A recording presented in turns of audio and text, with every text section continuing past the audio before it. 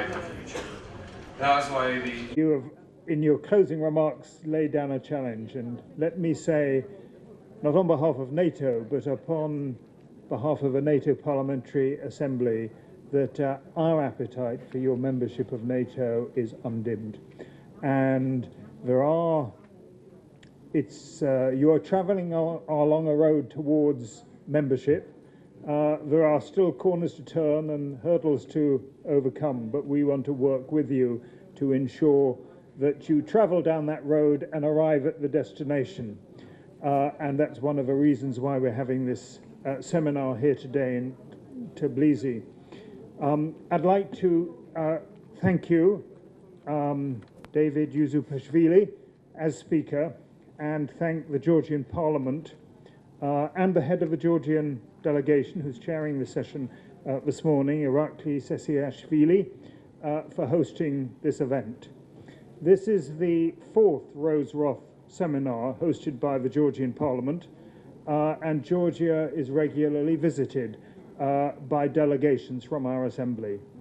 And just the simple number of NATO parliamentarians who are here today is a reflection of the importance which our Assembly attaches to Georgia and your aspiration to alliance membership.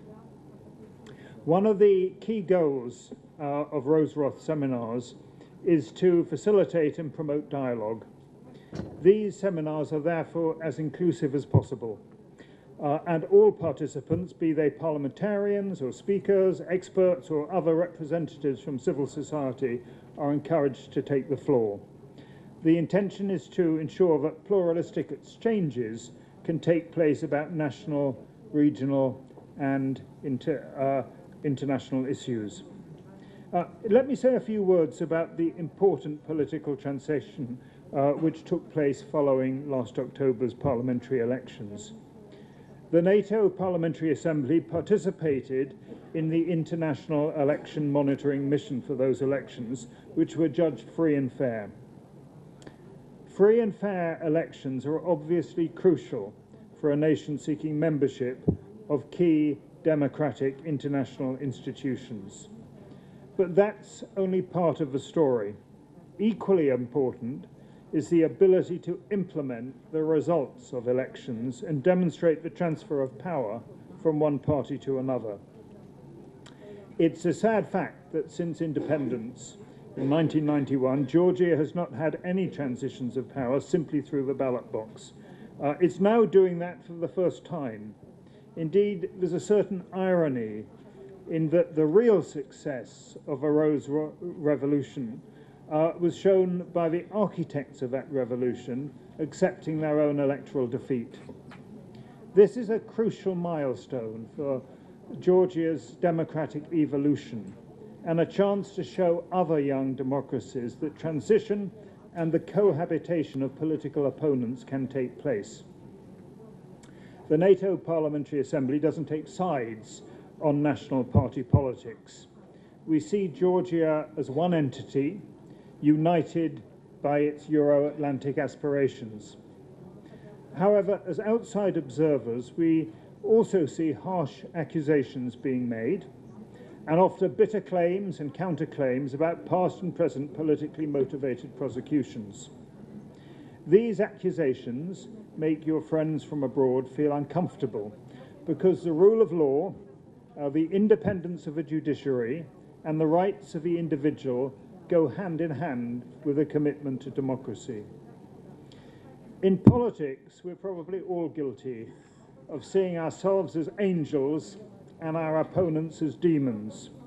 But we should not forget that our rhetoric can have an impact beyond our own borders. Perhaps as a case in point, Margaret Thatcher, who died just recently, is seen internationally, and rightly so, as a great champion for freedom and democracy, especially for peoples in Central and Eastern Europe. But at home, she was a deeply divisive figure. And my party, the Labour Party, has had to be very careful in the last week or two to make sure that our own domestic concerns about discomfort which we faced in the past in Britain, at the hands of Margaret Thatcher, doesn't spill over into the international recognition at the time of her funeral of what she achieved in her life. So some of your friends have been concerned, but we've also been reassured by evidence of political dialogue and cooperation, such as the appointment of a new chief of the armed forces and the adoption of a bipartisan resolution reaffirming Georgia's Euro-Atlantic foreign policy direction. We also know from our contacts with you over many years that Georgia is a fast learner, and I'm convinced that its politicians will prove the skeptics wrong and show that national interests prevail over personal or party ones. We've all been impressed by Georgia's remarkable progress over the last decade, driven by its people's extraordinary determination to change the course of their country and create a modern and vibrant European democracy. This has been achieved despite the very, very difficult geopolitical context. The Euro-Atlantic community strongly supports Georgia's territorial integrity, and the NATO Parliamentary Assembly has done so very openly and clearly. The diplomatic campaign to internationally legalize the secession of two autonomous regions has failed. As far as the world is concerned, those autonomous regions have been seized by force and are under occupation. No one can say how long it will take to resolve these territorial issues, but I applaud Georgia's patient and constructive approach. Georgia did not block Russia's accession to the World Trade Organization, and it has renounced force as a solution, favoring soft power through initiatives such as trade between communities and educational scholarships. Just as importantly, Georgia is developing in terms of governance and the economy, thus making Georgia attractive to people from Abkhazia and the people of South Ossetia, who cannot fail to see the stark contrast with their own circumstances. Naturally, this Rose-Roth seminar provides an opportunity for us to learn about and discuss Georgian-Russian relations and Georgia's strategy for reintegration.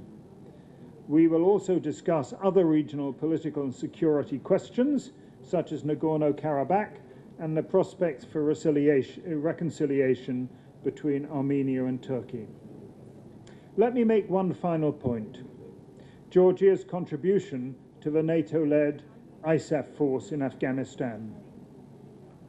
Georgia is the largest non-NATO troop contributor to the ISAF mission, and its troops are deployed in Helmand province without any caveats on their employment.